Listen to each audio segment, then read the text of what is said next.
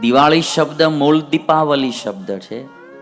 દીપ એટલે દીવડાઓ, આવલી એટલે પંક્તિ, સંસ્કૃત શબ્દ છે. આવલી એટલે પંક્તિ, દીપ એટલે દીપ, દીવા, દીવાની પંક્તિઓ એને કહેવાય દીપાવલી.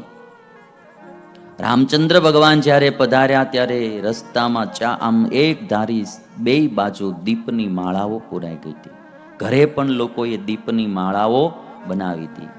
દીપની પંક્તિઓ, દીવડાઓની પંક્તિઓ, એટલે દીપ આવલી દીપાવલી.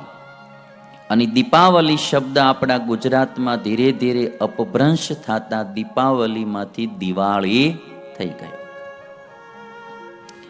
તો રામચંદ્ર ભગવાનના સ્વાગતમાં આજ અયોધ્યા નગરી આજ પણ વર્ષો પહેલા પ્રભુ પધાર્યા પાછા ત્યારથી આજ દિવસ સુધી દિવાળીનો ઉત્સવ ઉજવતા આવે છે.